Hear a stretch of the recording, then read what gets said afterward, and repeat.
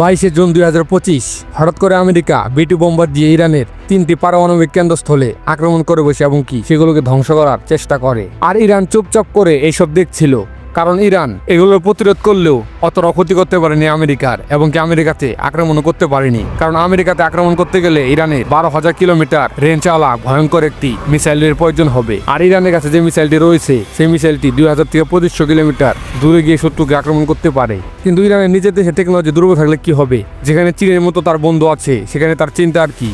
চীন এইসব দেখার পরে আমেরিকাকে সাহায্য করার জন্য ইরানকে 11টি ফাইটার জেট এবং চায়না ইরানের সাথে যৌথ পরিচালনায় এমন একটি মিসাইল তৈরি করছে যেটা আমেরিকাকে নিমেষেই ধ্বংস করতে পারে এবং আমেরিকার কয়েকটা শহরকে ধ্বংস করতে পারে। আর এইসব দেখেই আমেরিকা এবং ইসরায়েলের গলার পানি শুকিয়ে গেছে এবং এগুলো দেখলে আপনিও অবাক হয়ে যাবেন।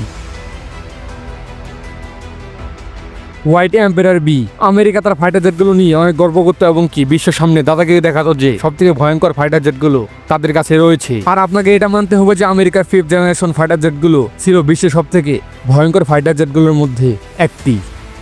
কিন্তু যেখানে চীনের মতো দেশ আমেরিকার প্রতিদ্বন্দ্বী, সেখানে আমেরিকাকে 1 নম্বরে থাকতে দেবে না চীন কখনোই। চীন 4 বা 5 জেনারেশন নয়, চীন ডাইরেক্ট 6 জেনারেশনের AI ফাইটার জেট তৈরি করেছে, যেটার নাম রাখা হয়েছে হোয়াইট এম্পায়ার বি। আর একটা বা দুইটা নয়, ডাইরেক্ট 16টি ফাইটার জেট মিলে একটি মহড়া দিয়েছিল চীনের আকাশপথে। বিশ্ববাসীকে দেখিয়েছে যে চীন এসে গেছে আকাশের রাজত্ব করতে।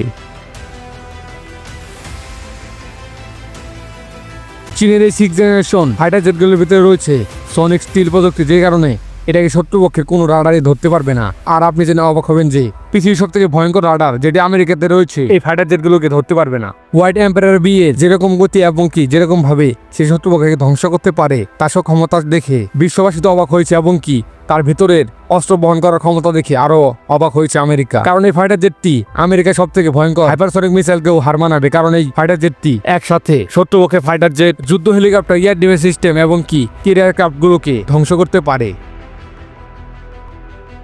আর এই ফাইটার জেটটি এতটা গতি যে এটি শব্দকে হার মানায়। আর এইসব ক্ষমতা দেখে মধ্যপ্রাচ্যের দেশ সহ আমেরিকা এবং ইসরায়েলের মতো দেশগুলো অবাক হয়েছে এবং তারা চিন্তায় পড়ে গেছে যে চায়না হয়তো এই ফাইটার জেটগুলোকে ইরানকে উপহার দিতে পারে এবং ইরানকে বেচতেও পারে। কারণ চায়না কখন কি ভাবে সেটা চায়না নিজেও জানে না।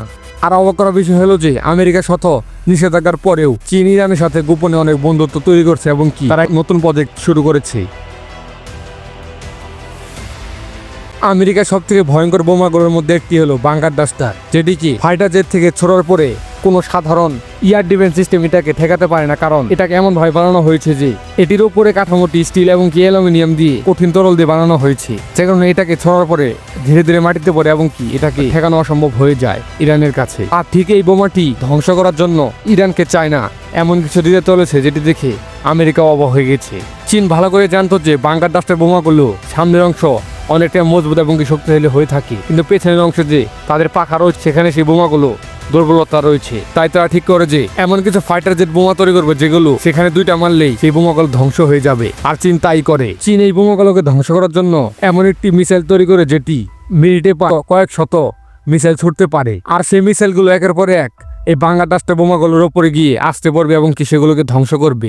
আর এই মিসাইলগুলো 1 থেকে 1,500 কিলোমিটার দূরে গিয়ে এই মিসাইলগুলোকে ধ্বংস করা সক্ষম। আর দক্ষিণ চীনের একটি অস্ত্র তৈরি করা কোম্পানি এই মিসাইলগুলোকে তৈরি করেছে ইরানের জন্য।